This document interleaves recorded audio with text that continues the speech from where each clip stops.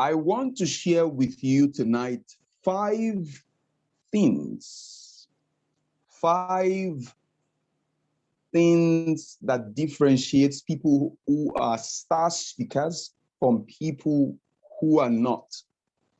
5 things that differentiate people who do well when it has to do with communicating, that differentiates them from the rest. In fact, there are people who have built their profile so much that when you are talking about listing the top speakers in the world, you have to find their names there. And I want to do that. I want to share with you 5 things that I have observed that makes some people successful and some people unsuccessful, if I would say. Now, I know that if I ask you now to list for me the speakers you know, now this is a second task you'll be doing tonight. List 2 speakers that you know are popular in the world today. List 2 speakers that you know are sought after speakers, people who you know are successful speakers in the world today. Please list them for me in the comment section. All the names you have given tonight are correct. Like I said, Gift already mentioned Chimamanda Adichie. He mentioned Oprah Winfrey.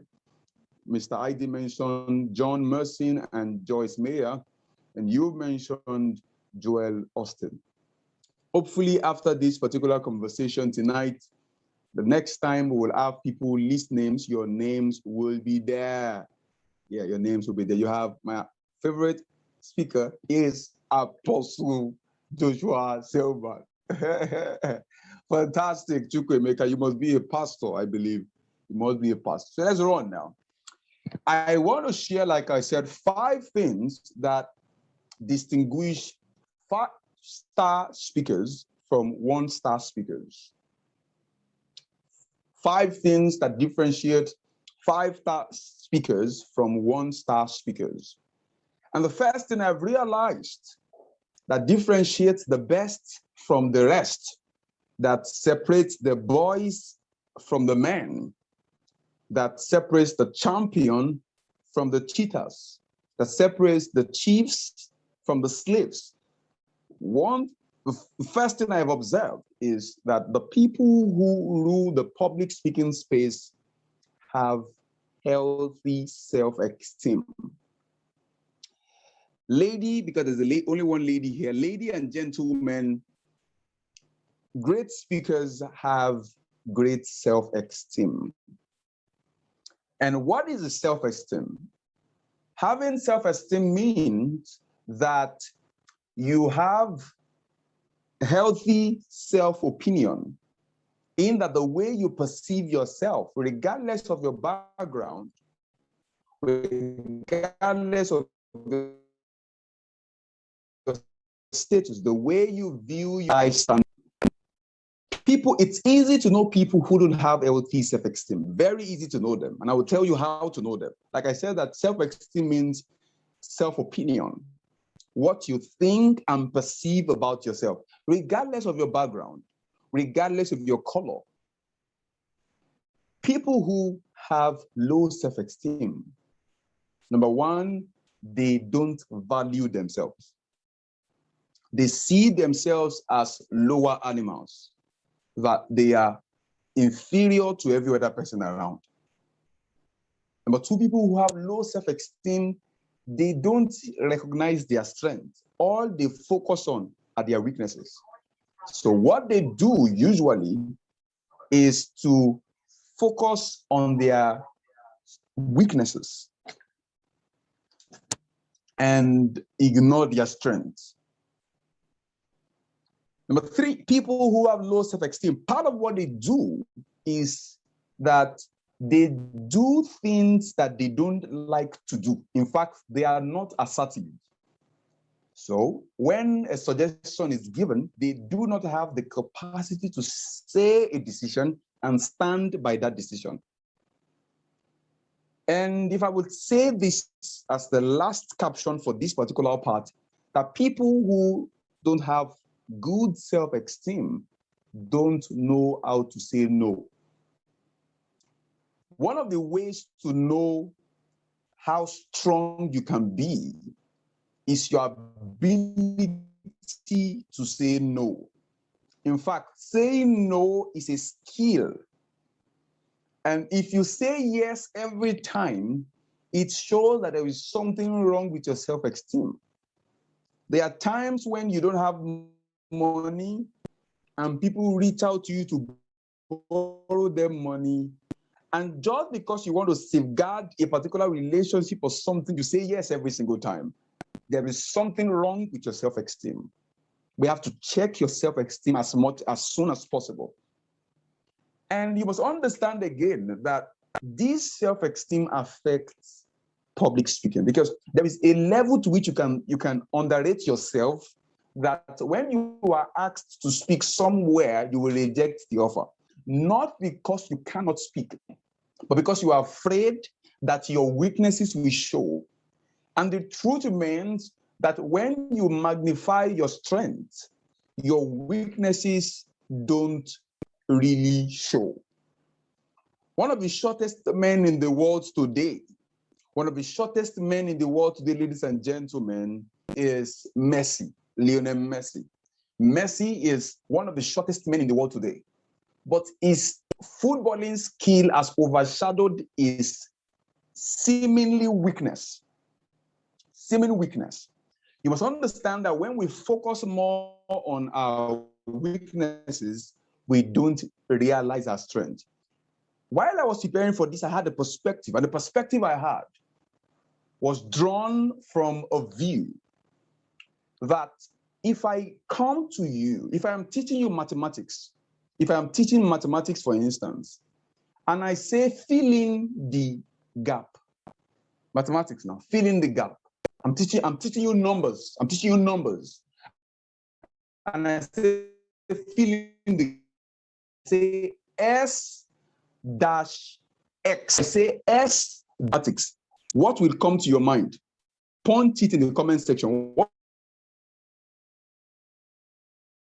will come to your mind? What will you think I'm trying to say? Just point in the comment section. If I say missing alphabets there, anybody? The missing alphabets there.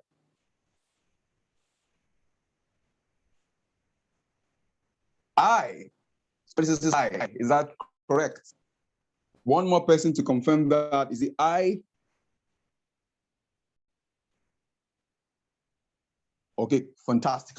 Gift says I. Chukwemeka says I. Fantastic. You have success also say I. Fantastic. So if I'm teaching you numbers, for instance, and I say S dash X, what comes to mind is I, making 6. Now, if I'm talking about marriage, and I give you, fantastic, Mr. Oni, and if I'm talking about marriage, and I give you the same thing, and I say S-X, I'm talking about marriage now. I'm counseling a married couple about what happens in marriage. And I say S-X, what comes to mind? What alphabet is missing there? E, this guy, you did well in school. E, fantastic. So E is the missing alphabet there. Fantastic. E, so you have sex. Okay, if I'm talking about music, for instance, and I give you the same word, the same thing, S-X, what comes to mind? Music, what comes to mind? What is the missing alphabet there? A, you have saxophone, right? You have saxophone. Yeah, fantastic. You can make A. You have saxophone there. So you can see that I've given you the same word, but under different situation and under different circumstance, they mean different things. The idea is you are looking, when a person has low self-esteem, the person is looking from a negative perspective. If you have a cup that is half full, you can either say that the cup is half empty or half full. Perspective changes things. So you must understand this, that you are not the worst. And there are many people who will desire for your look, for your appearance. When you see people who have healthy self-esteem, they can go anywhere and do anything. Now, it doesn't mean that you will make mistakes, ladies and gentlemen. You will make mistakes. You make mistakes. But what happens is that you learn from your mistakes. You had, for the first time in a long time, I think for the second time this year, Facebook, Instagram, and WhatsApp got shut down. And most people panicked. Most people panicked. How can a big company like Facebook shut down? How can Facebook shut down? The reality is that great people fall, but choose to stand. You cannot fall because you made a mistake yesterday and now stay on that and not stand again. You will suffer, right? You need to understand to fall. Great people say that to fall is human. To fall is human. But to stand takes courage, exactly differentiate the best from the rest. So number one is to understand. The quote I saw today that got me thinking, I want to get the quote out for you. A quote I saw today that got me really thinking, and it makes a lot of sense. See what it says. It says, you are not your mistakes. They are what you did, not you, not who you are. You are not your mistakes. They are what you did, not who you are. You are not your mistakes. They are what you did, not who you are. You are not a mistake, all right? Whether you made a mistake or not, you are not a mistake. So the number one thing that most great people do, most great speakers do, is that they are aware that they have good self-esteem. They are aware of the possibilities that they carry, okay? Number two thing that most great speakers have, and they are so proud of it, is that they envision the speaking engagement. They envision the speaking engagement. When you want to go and speak, part of what you must understand is that humans are designed to be afraid of a new platform. Humans are designed to be afraid of new things. Now, there are two reactions every time we see something new. For instance, if you see a new friend, for instance, if you are given a new phone, for instance, there is an excitement that comes with something fresh, especially if it's not a task. But for as long as something is a task and it is a new experience, humans get afraid. If somebody gives you iPhone, for instance, you get excited. If somebody gives you a new laptop, for instance, you get excited. If somebody pays your rent, for instance, you get excited. There is an excitement that comes with a gift that is fresh. But there is apprehension that comes with every time to go to speak. Because you have not been on that state before, something happens to your mind immediately. You begin to feel afraid and things begin to run through your mind. Now, what exceptional speakers do, ladies and gentlemen, is they envision the day before the day comes, such that you can sit in your room and look at the atmosphere and envisage yourself speaking to an audience that will respond to you. And envisage a stage that will accommodate your uniqueness. That envisage an audience that will applaud you when you speak. Envisage an audience that will appreciate your specialness.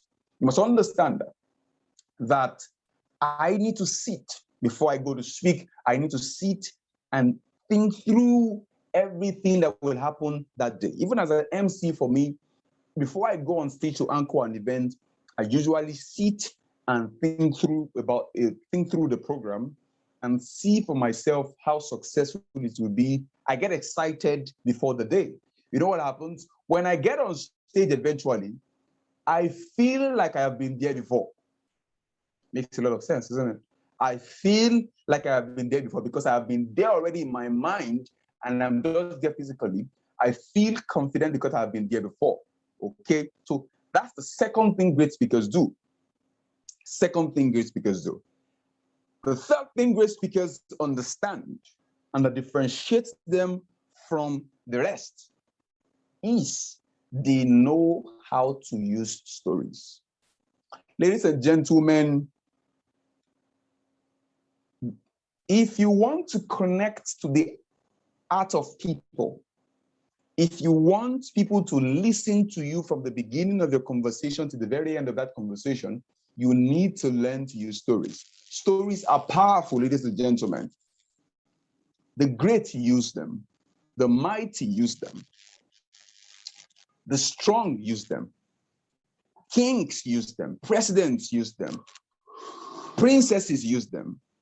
Stories are powerful and they connect to our very soul. Why do you think the Bible has a lot of stories in it? Do you know the part of the Bible I love to read the most? I love to read Chronicles. I love to read Kings. First Kings, Second Kings. I don't like reading Leviticus. Trust me, I don't know if I have witnesses here. I don't like reading Leviticus. Miss Pastor Chukwemeka, I don't like reading Leviticus, right? I don't like reading Deuteronomy. I don't like reading that part of the Bible. But I love reading Kings. I love reading Chronicles because they have stories in them. They have stories there. And the stories keep you glued. You read about Asa in the Bible.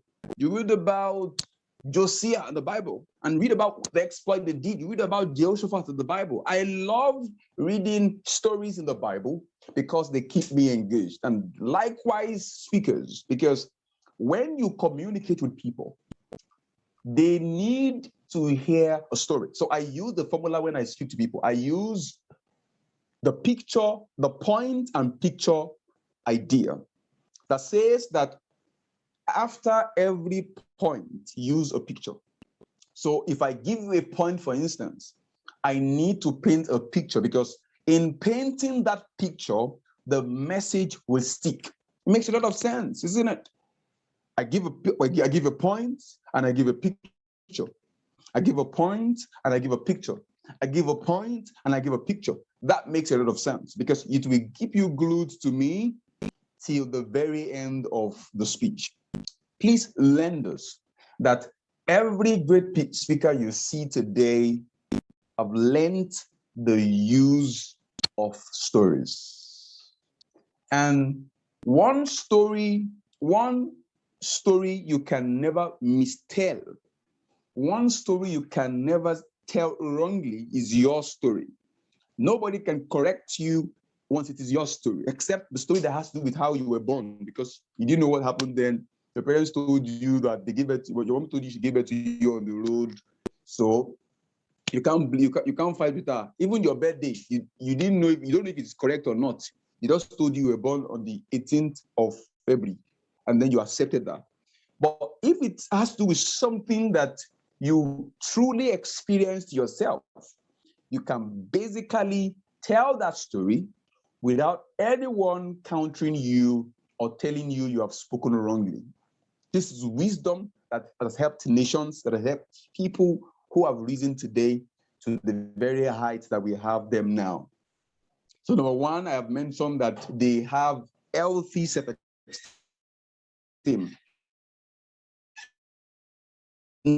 Nick, he was born without legs, without legs and hands. Nick today is a superstar speaker. His books are some of the best books you can have around. They are bestseller books. He's the best. His books have a hard time growing up. He didn't have as much glory as he has now. In fact, people bullied him. He almost took his life at some point. But somewhere along the line, he thought it wise to stay true to his vision. And somewhere around that, Life has a way of rewarding confidence. Life has a way of rewarding diligence. So they have good self-esteem. Number two is that they envision themselves speaking to the world. They envision themselves speaking to an audience that is ready to accept who they are and accept what they carry. Remember, the first person you sell is yourself. And when you open your mouth, you tell the world who you are. It doesn't matter how beautiful you are. It doesn't matter how handsome you look. Once you open your mouth and you say what you shouldn't say, what will happen is you lose credibility from that moment. Quiet is regarded as a wise person. So when you communicate, you must communicate from the perspective of self-respect. You must have emphasized yourself speaking on stage. And number three is that great speakers use stories. I've used a couple of stories here. I've spoken about Nick. And you see how that keys into what it is that I have to say to you today. I have two more things to share, but before to number four. The fourth thing that most successful speakers know that differentiates them from the rest is they know how to redirect fear. They know how to redirect fear. Fear is a human, I want to put it in the right context, in the right way. Fear, I want to put it in the right way so that you can get it once and for all. Now, fear is a result of human action. Because when man was made, there was no reason to be afraid of anything. But when a law was broken, fear came. So fear was not from the beginning. Fear was brought about by man. And as a result, whenever we want to do something that demands effort, we get afraid. And so it is not unusual to be afraid. It is not unhuman to be afraid. In fact, if you are not afraid, you should check yourself. There is something wrong with you. A young child, is a small boy of around 2 years old, will most likely want to try to put his finger into fire. If you keep pulling him away from fire and he doesn't go near that fire, part of what will happen is that the young boy will still desire to check it out, because that was what Adam did in the beginning. He desired, Eve desired to know what's the thing about this apple. I don't know if it's apple, right? Because I see many Bible story books, it says apple. What's up about this thing? So a baby wants to try to put his finger into fire. Now, from the point where you allow him to put his hand into fire, his finger into fire, something happens within him. And what happens is that he begins to get afraid of fire at that very point in time. And that comes just by an experience. The remaining days of his life, he will live in fear of fire. Now, many people are carrying fear. So there was a time when you were in primary school, you were asked to speak in your church, you were asked to speak on the assembly ground, and you messed up. And just because you messed up when you were in primary school, you have decided that never in your life, even if they are sharing money, never in your life will you stand in front of people to communicate again. Just by an experience, you have defined your life. And you have denied yourself of the opportunities that come with speaking to people. Because one of the things that will shoot you out is to speak up. You can't be an introvert at the point of receiving a contract. You can't say I'm an introvert. They are sharing contracts. You are there, you say I'm an introvert. We don't talk. we introverts don't talk. And then they are sharing contracts. My dear, you better become an extrovert at that point in time, because your life depends on that particular time. Great speakers know how to redirect their fear. In fact, they see their fear as a way of energizing themselves than seeing it as fear itself. That's powerful. So two things. You can either get excited about what you want to say, or you allow the fear of that situation to consume you. Learning to see beyond the present time and to see what is at stake counts. There are times when you don't want to do something, but you do it because your life depends on it. You basically have to get it done. If you don't get it done, if you work, for instance, you get fired.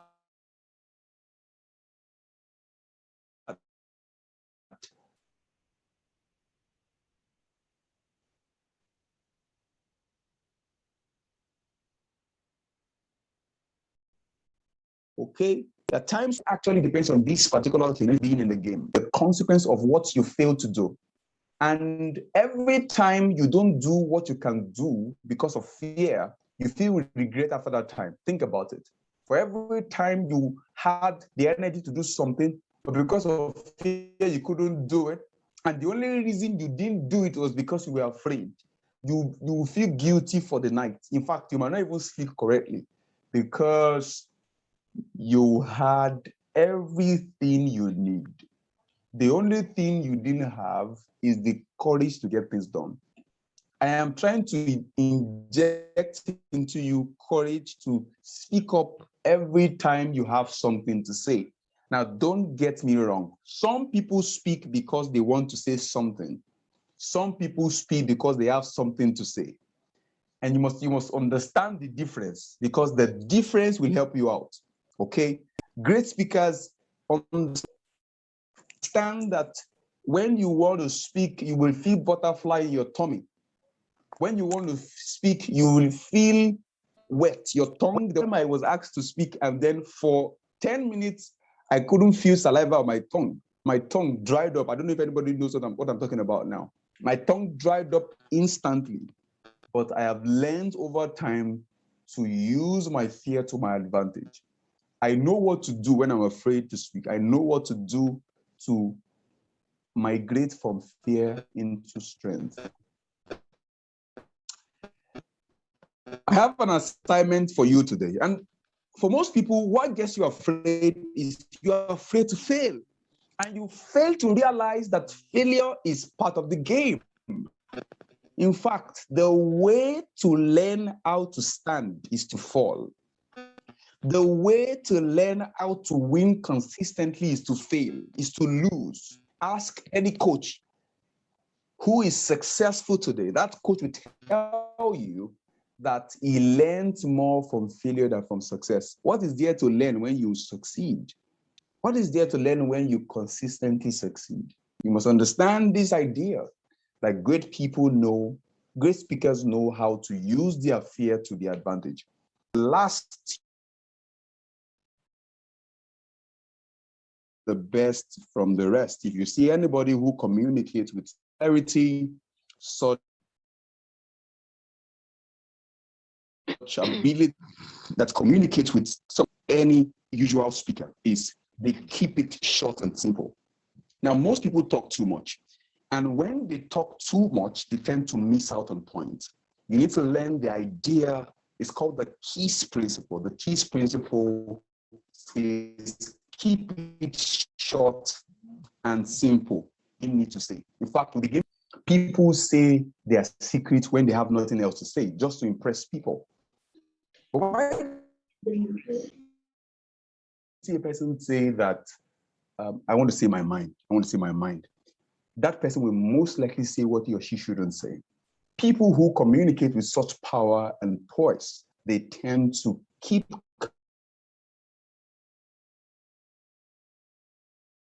They have what they want to say in mind.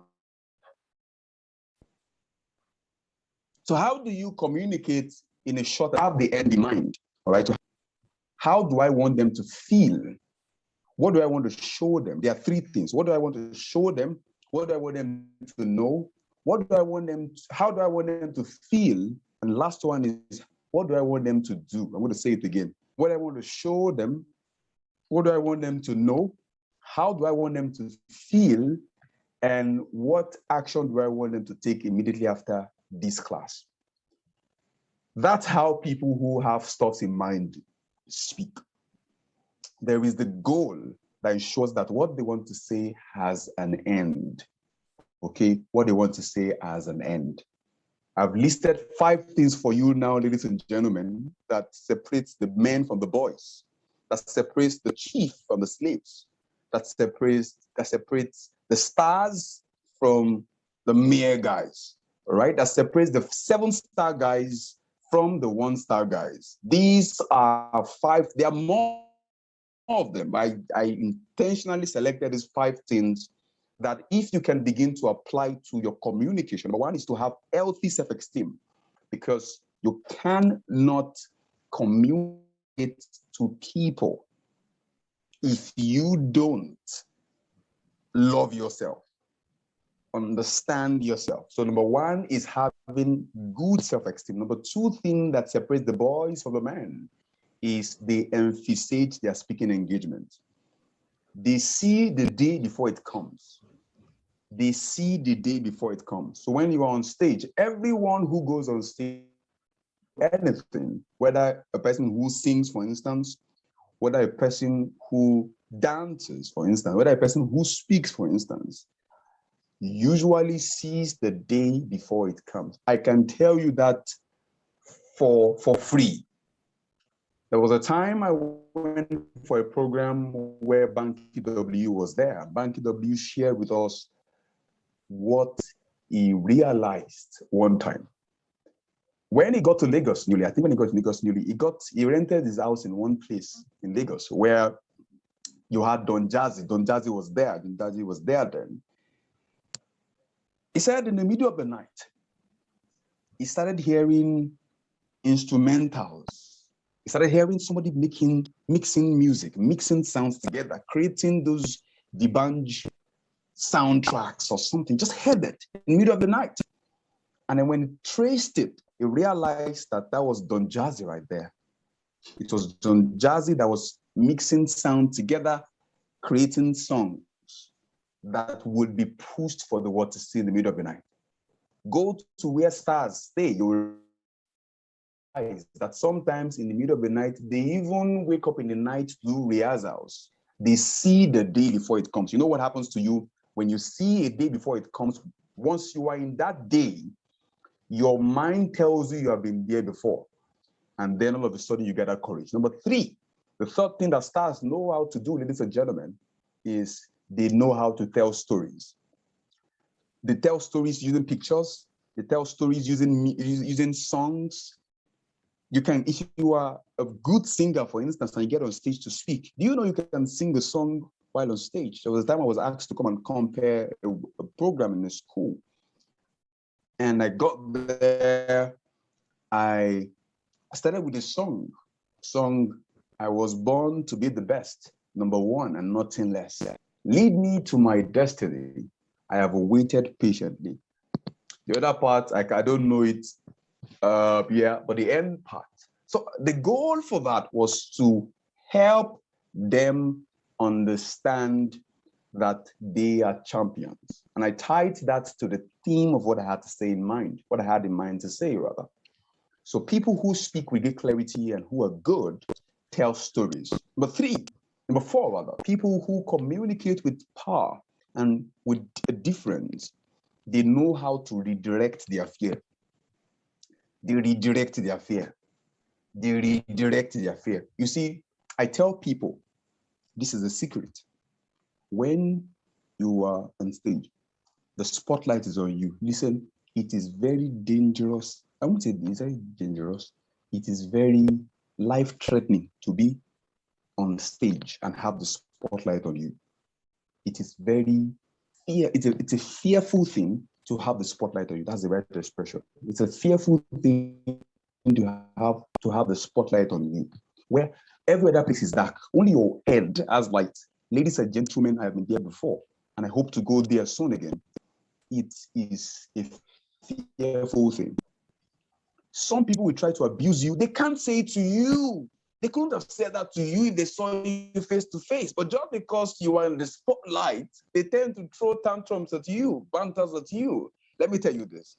What you can do, number one, the first thing you could do is you can move the spotlight on them and they will keep quiet. I have done it many times. Just carry the spotlight and move it on them, because they desire the spotlight. Move it on them, and you will see how quiet they will be. Redirect your fear.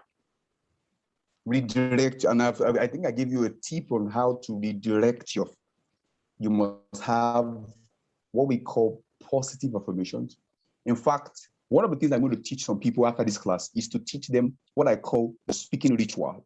There's a guy who, before he goes to speak on stage, he does at least 20 press up outside, behind the stage. He does 20 press up, 20 press up, 20 press up, just to go and communicate.